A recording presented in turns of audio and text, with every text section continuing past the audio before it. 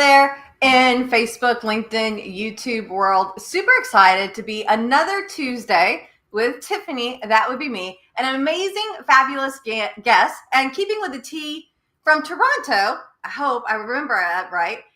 So we're joined today by Cari. Welcome, Cari. Super excited to have you. Thank you so much for having me, Tiffanie. I'm excited to be here. Oh, and I know most people know I have a collection of socks, 400 plus pairs.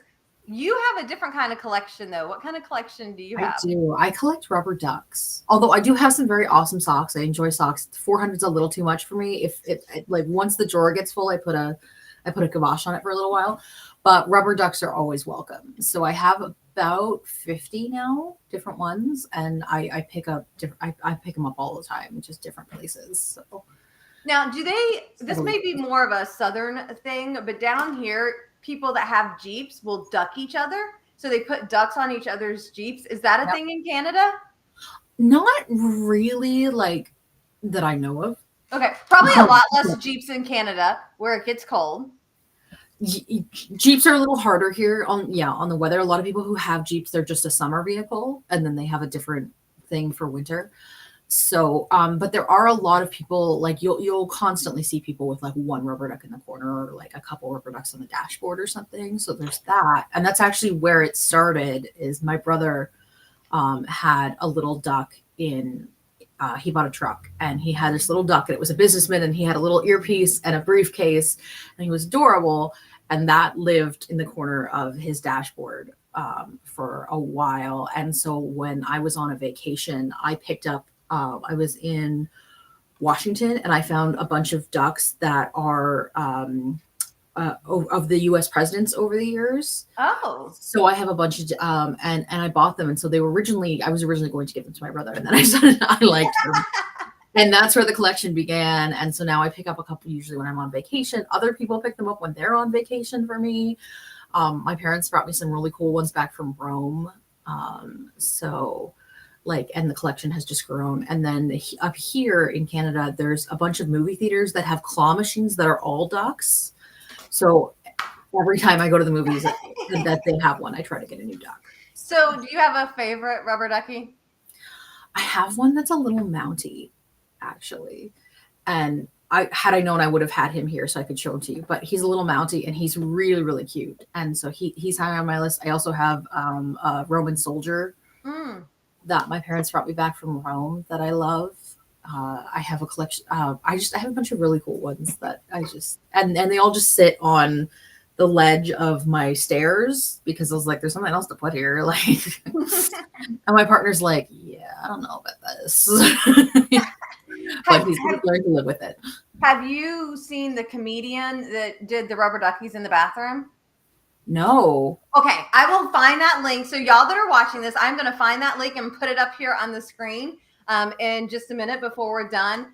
He's very dry humor, but I love him. He's got this thing, and he played with his roommates and the rubber duckies. So I will be looking that up while you're chatting in a couple of minutes. But welcome. Super excited to have you here. For those of you joining us today for our Tuesdays talks, we never know what we're going to talk about. Rubber ducks was not at the top of my list for today, but hey, now I'm like, let me share this person, and we're just going to have a lot of fun with it, though. We're probably almost done with the rubber ducky talk, but I will before we're done. Remind me, make sure, put out there for us.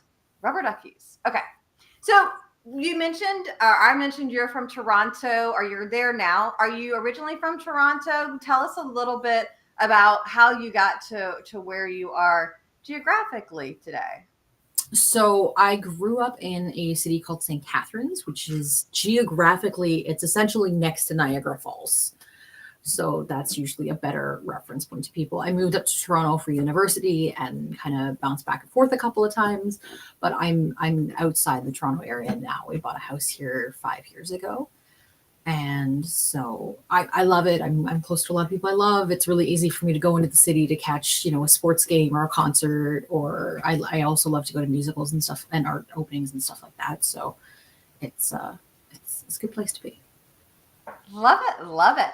And now I want to, because you're here, and I've got your website, Red Bucket Events, and I see that looks like a red bucket. Oh, This is my beautiful logo. I'm fortunate my partner does custom woodwork, and every time he like upgrades things, one of the first things he does is my logo. nice. So, We both have good partners that are helping us out with logos. Well, mine are Scrabble tiles, so not quite woodwork, but our that's partners okay. take I care I of us. I love yours. And actually, at one point, my partner made me. I have earrings that are Scrabble tiles of my initials, and I would have worn them for you. I should have worn them for you. I'm sorry. I'll remember next time. Well, we have a list of stuff for next time. Maybe so Yes. next week, y'all. Just to let you know, for our More Abundant Entrepreneur show, Cari is actually going to be joining us. What's the presentation you're going to be sharing next week? Do you remember, or I can look it up? We're going to do expand with events, how to grow your business with events. And so, just for the people watching, what kind of events are you talking about that we can use to expand our business? And y'all, you aren't going to get her presentation. That is next week, full 30 minutes, but she'll at least tell us a little bit about these events. So there's a huge gamut of business events. You can go really small, like a webinar or a live like this is a type of event. You can go that small. You can do customer appreciation events. You can do sales-based events. There's a huge gamut that you can run. Some people are better suited to a fundraiser or something community-based to bring attention to them without being overly flashy. And if they don't want to necessarily develop tons of content themselves, some people are more suited to the 3-day sales event where it's like, we're going to do essentially boot camp over 3 days. And that leads to a bigger pitch kind of thing. So there's a huge gamut of different event types that you can run depending on where your business is, what goals you're looking to achieve, and what your resources are. And so it's a matter of choosing the right one and then executing it well. But there's options for everybody, and people kind of get scared away a little bit with the word events. They they immediately think, oh God, I don't have the money for that, I don't have the resources for that, I don't have the list size for that.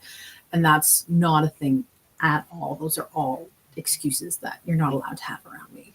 So I throw those at the door and I said, well, then let's look at a different type of event that suits you better.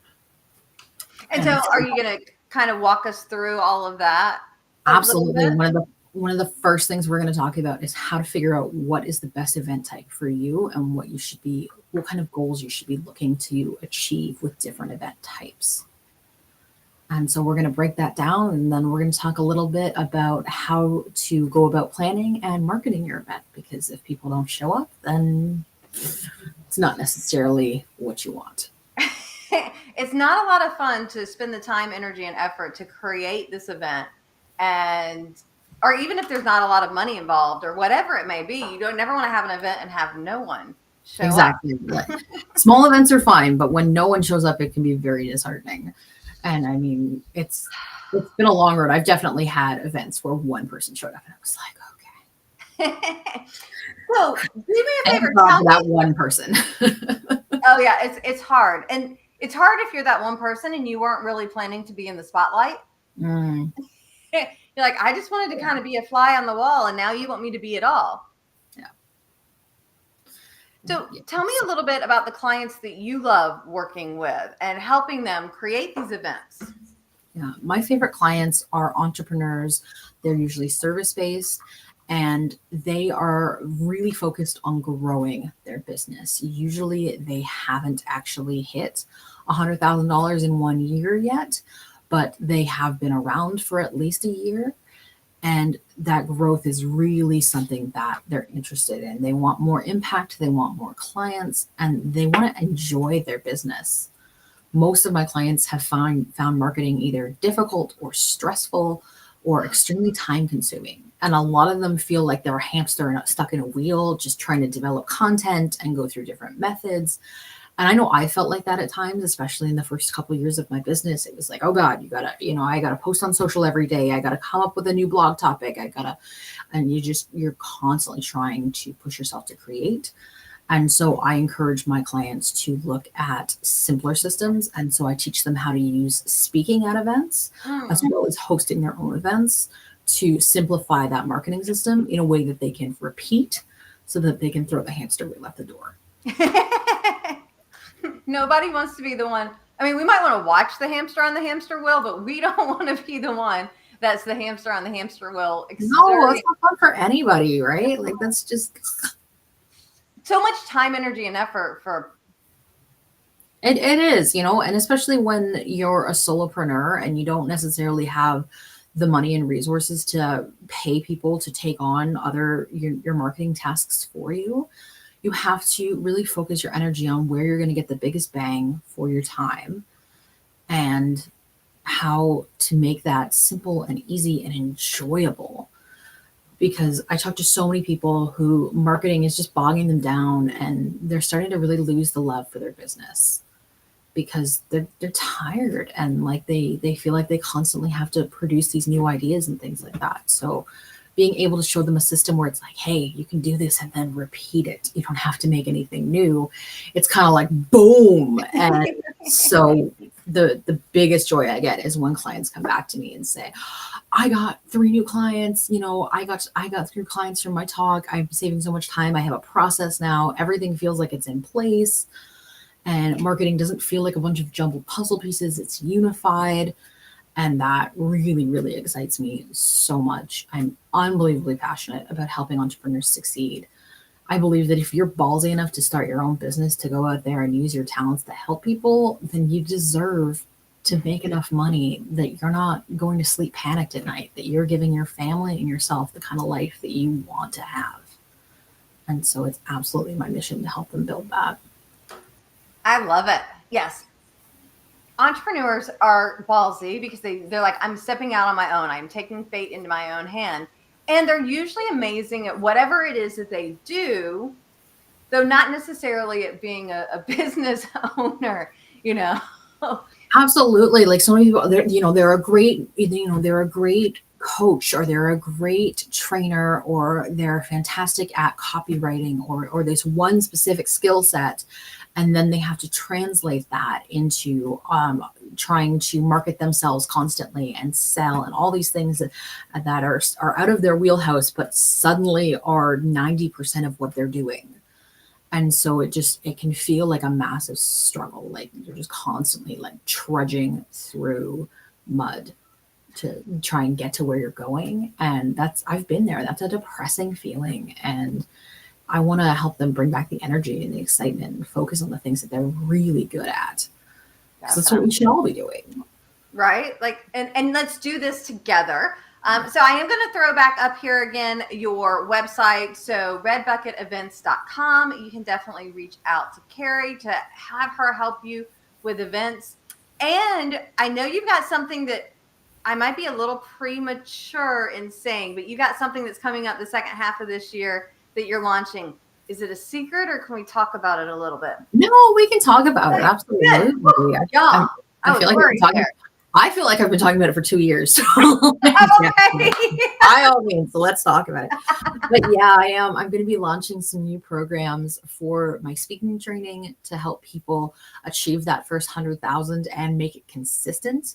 Because consistency is really the name of the game. It's something I'm slightly obsessed with and that I want for everybody, because that's really when the stress starts to die down, when you feel like you're in a solid place and you can not have to stress about where's the next client from, where's the next check coming from. That's when you can really focus on making key strategic moves for your business, because the panic goes away. So I'm going to be introducing a new program that actually works with speakers for a full year. We're going to bring them in. We're going to help them figure out what's working and not working in their marketing system so that we can focus on the parts that are, and focus on expanding their free time a little bit so that they feel good, they're de-stressed, and they are focusing on those activities that are really working for them. From there, we're going to develop their signature talk so that they understand the key elements of a talk, what makes people buy from you, what makes people stay focused on you and engage with you. And from there, then we work on how to book talks consistently, how to make sure those talks are converting, how to keep those sales calls going so that they are converting as well, and make sure that by the end of it, they've added at least $100,000 to their revenue by the end of the year. Nice. That's super exciting. It is. It's going to be so much fun. I really, really love training people on this stuff. And once they get it and they go, oh my God, this is actually a marketing system that I can keep up with. And I don't have to keep redoing all the time. The excitement that people start to show. And it's like, oh. I hate systems and I love systems. So I hate creating them. So it's great when somebody else can create them for me. I hate when and I have to figure out and try and, trial and error. So it's always great when somebody else already has that for me. And then I love systems because they freaking work. And so I always joke, like, I love hate relationship with systems, but love wins because they work. Absolutely. And once you're in the system and it's just normal and this is just the process, it feels really good. And so once you learn how to have one talk that you can take to 80, 100, 1,000 places if you want to, all you have to know how to do is find those places. Suddenly marketing becomes a shift. And like I said, the enjoyment starts to come back. You get to focus on the good stuff again. Ooh. And I want to talk some good stuff again, non-business related, but I do want to ask first, because you mentioned kind of service-based businesses. Can you tell me what are 3, 5, 8 of your favorite kind of professions to work with? I know you're probably like me, and I've worked with, my last count was like I did 146 different professions in 1 year. So it's a diverse group. I get that. But what are some of your top or your faves? I really love to work with B2B entrepreneurs, actually, like ones who are out there also trying to help other businesses grow and succeed, because that is my mission. And so that to me feels like a compound ripple effect. And that we're growing the business community that way. I do also work with, of course, a healthy amount of B2C entrepreneurs. I work with a lot of mindset coaches. I've worked with fitness trainers, stuff like that. But the people who are leadership coaches, executive coaches, sales trainers, anybody like that who's so a lot of the people that are taking what's in their head, giving it to others to help them blossom and flourish. That's a huge amount of the people that I help. And I love that. I love people putting their natural talents to use and benefiting other people. And I think that it just makes the world such a better place when they do that. And that everybody gets to be happy and do the things that they enjoy. So I do focus on entrepreneurs who've created some kind of personal service that they then offer out. And so helping those people and helping them align their message. I like working with some of my favorite clients have been social media marketing managers or people who specialize in a specific stream of marketing. Content managers and things like that who want to learn how to speak and host events so that they can grow their business through those methods. Those people have been really, really enjoyable for me to work with as well. So. Excellent. Well, I know we could talk about your business for ages. However, all work and no play makes Tiffanie a dull girl. So I do always like to make sure that we talk a little bit of fun. And y'all, I am joined today by a fellow nerd. And so, of course, we have to get a little bit nerdy. Like, come on, let's have the little excitement going on. So what's your nerdiness? That's not a small list. That's not a small list. It's a lot. So I read a lot, books, comics, all of it. There's a lot of reading, a lot of TV, a lot of movies, video games. Like it really is like I cover a very large gamut of the nerd spectrum. So it's hard for me to, it's usually just what are you nerding out on at the moment kind of thing. So what is the nerdiness of the moment? Right now, it's been I've been working through Sarah J. Maas's books. She's a fantasy writer that has done incredibly well for herself. I actually started reading her when I was in university, and then so the last 3 to 5 years, she has massively blown up thanks to TikTok.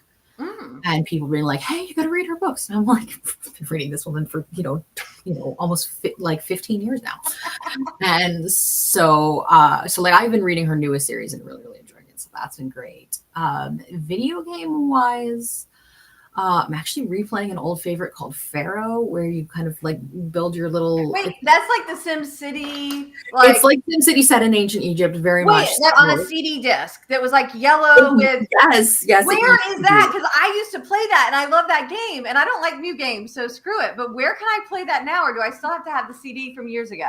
You don't actually. You can get it on Steam. They have both the original version and then another company made like a remastered version. And I have no idea how they got around the trademark and copyrights of that and to do that. But so you can play either or. I'm personally playing the original because I know that they changed the fight tactics of the original in the remastered, and I was like, I kind of like how ridiculously hard the fight tactics were in the original.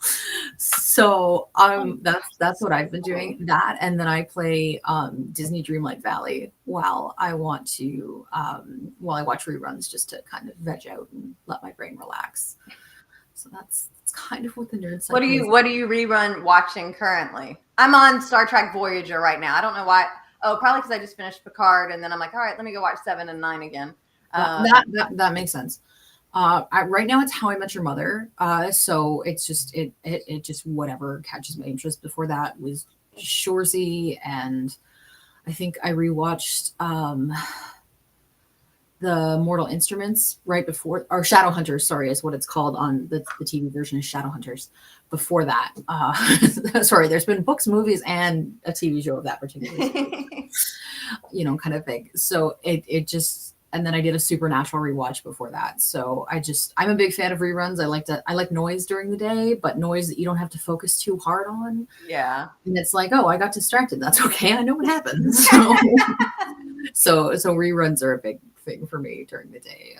Well, I'm glad to know that I'm not the only one that actually will watch shows that I've watched before. Like, it's like, here's the shows that I'm watching for the first time. Here's the shows that I'm watching for the first time that I don't have to pay that much attention to. Yeah. And then the reruns that are like, oh, I forgot I was watching this 3 episodes later. That definitely happens to me where it's like, oh, didn't know that was going to be on that long, but whatever. But actually, mental health professionals recommend reruns for people with high anxiety because you can still enjoy it, but you know what's going to happen. So there's zero stress to it. So, even if like something tense happens, you're like, it's okay. They're fine. 3 episodes later kind of thing, which I understand because I was talking to a friend about this earlier actually. And we both watched X-Men 97 recently, the continuation of the 1990s cartoon of X-Men. And it's incredibly well done. It's so good. And yes, I'm nerding out really hard right now. That's okay. But there were moments that were like intensely anxiety inducing. And so like the moment that they called and go like, I just watched this happen and this person died. And I don't know how to feel about this. And I was right there with them. Okay, I remember why we watch reruns now. You can just calm yourself and be like, it's okay. They come back to life. It's fine. Yeah, I guess if you're dealing with Marvel, you're pretty sure that if the character's gone, they can come back again. That was the only and soap operas, right? Right. That was the only comfort for me getting through X-Men 97. I was like, they'll bring it back. They'll bring them back. They'll bring them back. They haven't yet, but the particular character that I was upset about dying, but they will. I have faith. I have faith that they will. All right. So, y'all, we have been having a ton of fun this Tuesday Talks. We always typically do. And we're here with Cari, again, with Red Bucket Events. She's also going to be our guest next week at the More Abundant Entrepreneur Show. She's going to be sharing for 30 minutes about creating events that you can utilize in your business, as well as Melinda Lugo will be joining us to talk about self-care on the go. Because, y'all, if you ain't taking care of yourself, yeah, you should be. Let's just leave it at that. I'm not going to go much further than that. Now, Cari, before I ask what tip or tidbit you want to leave the watchers with, I do want to share, and y'all don't use this link because it's way too long. But so I went online, and I'll email you for sure, Cari, the link. So his name is James Veach. And I actually know who that is, so okay, that's good. He's known for like people will send him spam emails, and then he replies, and he gets into these long conversations. I love his text chain with like somebody thought he was the landlord, Yes, and then he talks about renovating their apartment. Yeah, I So actually good. think he has like a thing on Netflix or I don't know, one of those, sure. But he does this duck prank with his neighbors, and it starts with like one rubber ducky, and then it grows and grows. And so I don't know if the link I put there, which none of you are going to copy, so I don't even know why I put it there. But if you put in James Beach duck bathroom prank, it's a great way. Some lighthearted stuff of, just rubber duckies and messing with your roommates. And I'm glad I'm married to mine, and he's not going to mess with me like that, because then, yeah, no, wouldn't be good. I can't wait to watch this. I'm so excited now that I know it's James Beach. Yeah, awesome. Very cool. All right, Cari, what do you want to leave the viewing audience of entrepreneurs? What do they need to make sure they know? Again, our goal is more abundance, and that could be time, money, fun, referrals, events, people there, whatever it may be. Last opportunity to share your wisdom with our audience. Take your time to think about who your ideal client is and where they hang out. And then figure out how you can maximize yourself in that space, whether are they networking groups that you're speaking to? Are they events that you're attending? Are they events that you're hosting to bring them to you? But figure out where they already are and then how to make yourself a splash in those spaces. And it's going to get you a lot more attention a lot faster. Love it. I want to say thank you so very much, Cari, for being here this week. Thank you so very much in advance for rocking the stage next week, because I know that's going to be how it is, because I'm not going to bring you. If you can't, y'all, you can just go to moreabundantentrepreneurs.com/events, and that will get you the link to all of the various different events. There's no charge for the show, so we hope to see you there. Leave in the comments wherever you're watching this, Facebook, LinkedIn, YouTube, any thoughts, questions, all of that fun stuff, and we will look forward to seeing you next Tuesday for our Tuesday Talks, as well as next Tuesday for our More Abundant Entrepreneur Show. And just FYI, we're talking 2 weeks from now, July 22nd, we do have our 5-day More Referral Challenge, which Cari already signed up for. So thanks, Cari. I saw that just before we got on. I'm like, oh, Cari's going to be there with us for more referrals. So My girl Tiffany's doing some teaching. I want to learn some stuff. Yeah. You never know, right? Yeah. If we can get one more referral, isn't that a great thing? Right? Thanks, y'all, for watching. Thanks, Cari, for being here. And I will see y'all soon. Bye, guys.